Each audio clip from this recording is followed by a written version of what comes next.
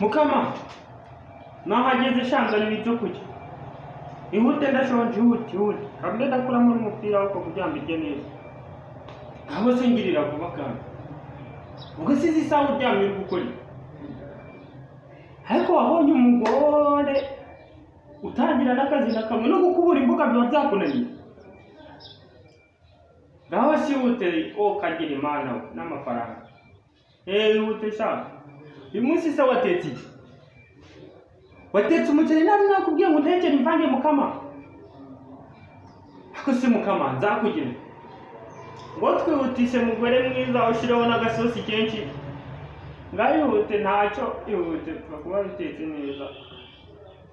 Takira icyo umpaye mugore mwiza. Ihute. Kamubwire neza da. Dore ubushize yangaburiye irindazi n'amazi. Namuhaye poshosha amereje irindazi rya 200 namuhaye 2. Ngayihute. Hako subundo ubutegereje yuko nza kubyenda. Kanze ndishikirire da. Ubabaye ni ukiri. Mukama. Umuceri utagira isosi. Umweru gucya. Ntabwo wayiposho. Akose Mukama nzakugirira. Ejo bundi igize gucya ngiye mu kazi ndatashe nsanga irindazi n'amazi watsigiye. None nabwo umpaye umuceri utagira isosi. Akose Mukamana. Hajya ngo nta mugabo ugikubita umugore sha. Wenyine mugiye kuja munazitegeka. Usubwa ibi ni ibiki wakora.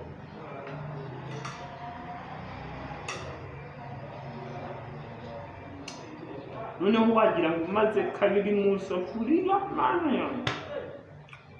Kosa abagabo bose bashatse nkanyina.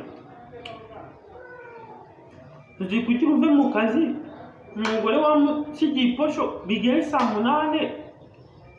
Soko gwa hagira ngo wangabye mu safuriya. Mukama ushaka kuzanyicisha inzara. Nzabimenye. Gahunda ufite n'ukuntu hajya. Uba wiriri no si wiposho na wayiri ngo hasinyereke. Namwe mundebere bantu mpaka. Ngo mundebere no kuri Imana umuceri w'umuntu. Mvuye mu kiye. Mukama.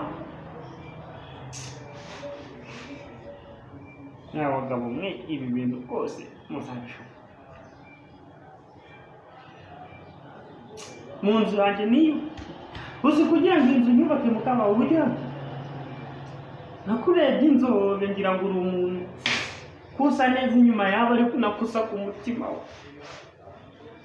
Kibazo ngira n'umubunzi urito uri kirura cyambaye uruhu inaba Mukama we mana ndebera namwe mwuka byana nde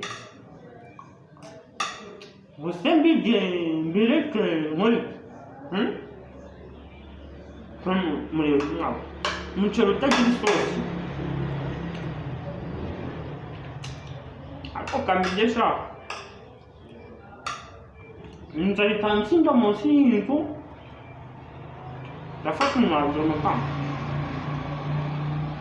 Iyi leta yakuyeho urusabwa gukubita abagore yarakoze kuko umujinya afite. Ndamutse nkubise Mukamana nahita mwica. Mwarakoze kuko umujinya mfite. Ariko muzatuvugane n'abagabo dusigaye turahohoterwa n'abagore. Subusirisi wote. Nasize posho yagiye mu kiyede saa 12. Nagarutse saa 8 ngo mfate ibyo kurya nsubireyo. Umugore nsanze dore umuceri umaze kabiri mu isafuriya. Nawe utagira ukungana do. Namwe murebe.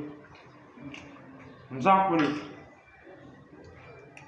Mungiri nawe muri comment bani muri kureba video.